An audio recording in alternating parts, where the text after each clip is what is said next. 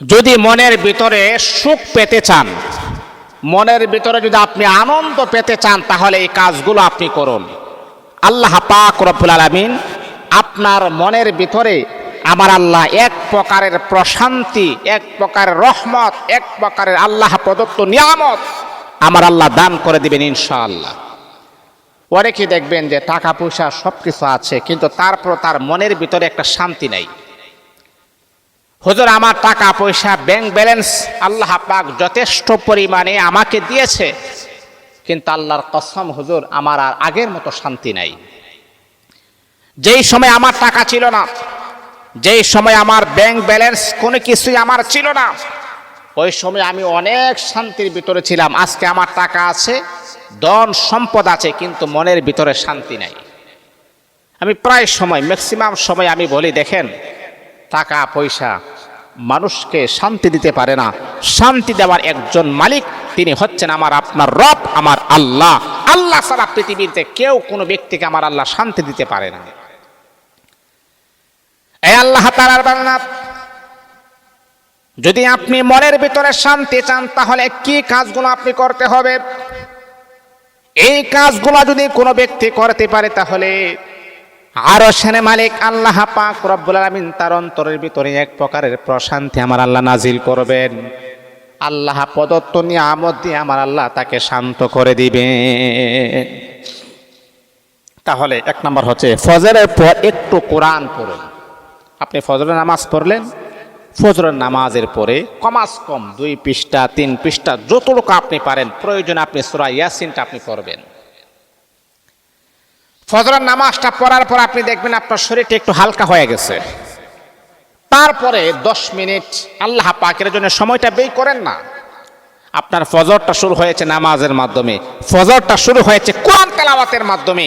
এই জিনিসটা শুনলেও তো ভালো লাগে, ভালো লাগে না? জামাতের সাথে ফজরের নামাজ আপনি পড়বেন। এ বন্ধু আমার, ফজরের নামাজ পড়ার পরেই আপনি কোরআন তেলাওয়াত করবেন। দেখবেন আল্লাহ পাক রব্বুল আলামিন এক প্রকারের প্রশান্তি, আমার আল্লাহ এক প্রকারের শান্তি আপনার অন্তরের ভিতরে আমার আল্লাহ সেভ করে দিবেন, শান্তি নাজিল করে দিবেন। তাহলে এক নাম্বার হলো ফজরের পরে আপনি কোরআন তেলাওয়াত করবেন, আমার আল্লাহ মনের ভিতরে প্রশান্তি নাজিল করে দিবেন। 2 নাম্বার হলো যদি আপনি সুখ চান, মনের ভিতরে আনন্দ চান, একটা মানুষ অন্যায় করলে তাকে আপনি ক্ষমা করে দিবেন, সহজে আপনি মাফ করে দিবেন, ক্ষমা করে দিবেন। মানুষ অন্যায় করতেই পারে, আপনি তাকে পছন্দ করেন না, কিন্তু তাকে মাফ করে দেন, আপনি আল্লাহর জন্য তাকে ক্ষমা করে দিবেন। তাকে আপনি অন্যায় করেছে, অপরাধ করেছে, তাকে আপনাকে হাজারো কষ্ট দেওয়ার পরেও আপনি তাকে মাফ করে দিবেন। আল্লাহু আকবার, আল্লাহু আকবার। মাফ করতে শিখুন। আমার আল্লাহর এই গুণটা আছে। বান্দারে, আসমান থেকে নিয়ে জমিন পর্যন্ত তোমার গুনাহ ভরপুর হয়ে গেছে।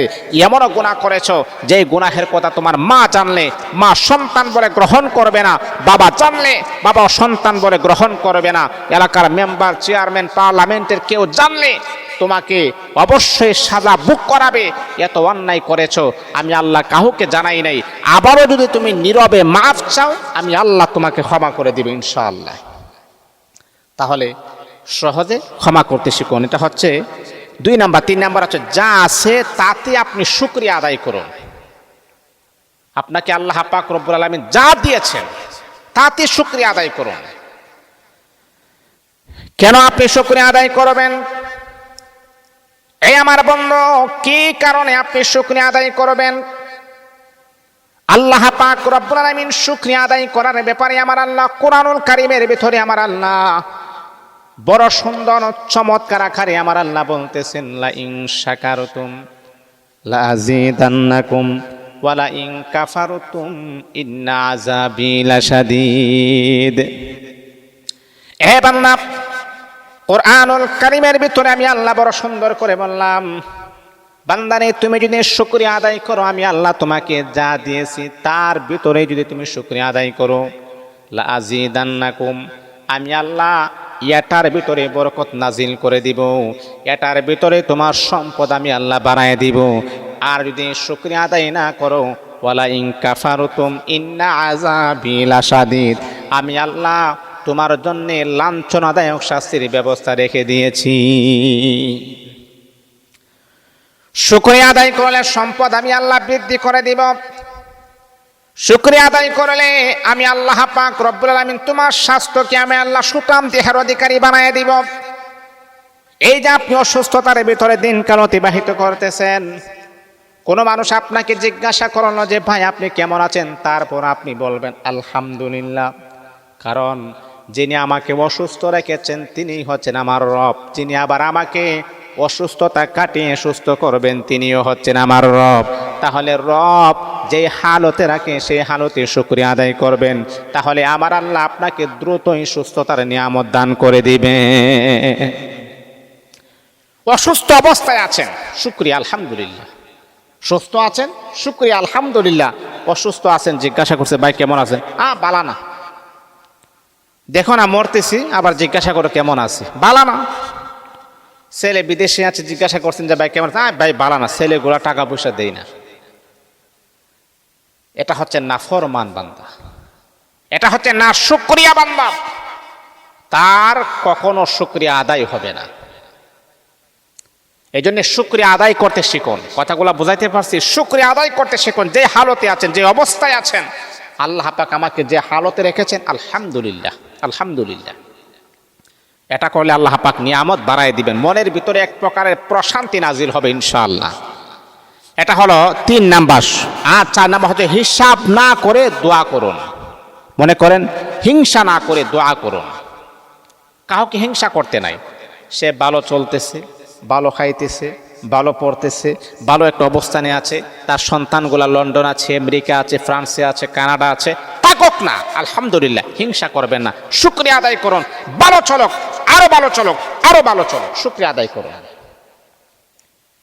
হিংসা করবেন না, হিংসা আপনার পতন ঘটাবে। হিংসা কখনো আপনাকে উপরের লেভেলে উঠাতে পারবে না। কখনো হিংসা করবেন না। একজন মানুষ আপনার চাইতে ভালো চলতেছে, ভালো খাইতেছে, ভালো পড়তেছে, ভালো অবস্থানে আছে, না না হিংসা করবেন না, দোয়া করবেন। আপনি হিংসা করবেন না, তার জন্য আপনি দোয়া করবেন, তাহলে আল্লাহ পাক রব্বুল আলামিন আপনাকেও আমার আল্লাহ তার অবস্থা পৌঁছায়া দিবেন। এটা হলো বন্ধু আমার 4 নাম্বার। 5 নাম্বার হলো আপনার জীবনের যত চাওয়া পাওয়া আছে সবকিছু দুনিয়ার মানুষের কাছে ব্যর্থ করবেন না, আল্লাহ পাকের উপর আপনি ছেড়ে দিবেন। আপনি অভাবে আছেন, দুনিয়ার কাউকে আপনি বলবেন না। আপনি বড় সমস্যায় জর্জরিত আছেন, দুনিয়ার কাউকে বলবেন না। কিতাবের ভিতরে আছে আল্লাহর হাবিব বিশ্বনবী মুহাম্মদুর রাসূলুল্লাহ সাল্লাল্লাহু আলাইহি ওয়াসাল্লাম বলেছেন, আমার উম্মতেরা শোনো শোনো শোনো, তোমার স্যান্ডেলের ফিতাটা ছিঁড়ে গেছে, সেটাও দুনিয়ার কোনো মানুষের কাছে না বলে এই স্যান্ডেলের ফিতাটার জন্য আল্লাহ পাকের কাছে তুমি চাও। একটা স্যান্ডেলের ফিতার দাম কত? তারপর বললেন না না, দুনিয়ার কোনো মানুষের কাছে না চেয়ে রব্বে কাবার মালিক আল্লাহ পাকের কাছে চাও, আমার আল্লাহ তোমাকে দিবে। আল্লাহ পাক রব্বুল আলামিন খুবই ভালো করে আমার আল্লাহ জানেন দুনিয়ার মানুষের তবিয়ত কেমন হবে, দুনিয়ার মানুষের অবস্থান কেমন হবে, দুনিয়ার মানুষ কেমন ধরনের হবে, আমার আল্লাহ খুব ভালো করে জানেন। আল্লাহ বলে, বান্দারে, দুনিয়ার মানুষ যতই ধনী হোক না কেন, যতই পাওয়ারফুল ক্ষমতাবান হোক না কেন, যতই টাকা পয়সাওয়ালা হোক না কেন, বারবার যখন চাইবেন যে ভাই আমাকে দেন, ওই মানুষটা দিবে। তারপরে আবার যখন চাইবেন ভাই আমাকে দেন, ওই মানুষটা দিবে। আবার যখন চাইবেন দেন, ওই মানুষটা দিবে। বারবার বারবার বারবার যখন তার কাছে যখন আপনি চাইবেন, ওই মানুষটা রাগ করবে, অভিমান করবে, ওই মানুষটা আপনাকে আর দেখতে পারবে না। কিন্তু আমার আল্লাহ বলেন, উদউনি আস্তাজিব লাকুম। বান্দারে, দুনিয়ার বান্দাদের মতো আমি আল্লাহ নই, বারবার চাইলে দুনিয়ার মানুষ রাগ করে, অভিমান করে, যতই টাকা পয়সাওয়ালা হোক না কেন। কিন্তু বান্দারে, আমি আল্লাহর কাছে যত বেশি চাইবা তত বেশি আমি আল্লাহ খুশি হয়ে যাই, এমনকি নারাজ না হয়ে তোমার গুনাহগুলাকেও মাফ করে দেই। এই জন্য বাবা, যদি আপনি সুখ চান, এই কাজগুলো করুন, মনের ভিতরে শান্তি আসবে, মনের ভিতরে এক প্রকারের প্রশান্তি নাজির হবে ইনশাআল্লাহ।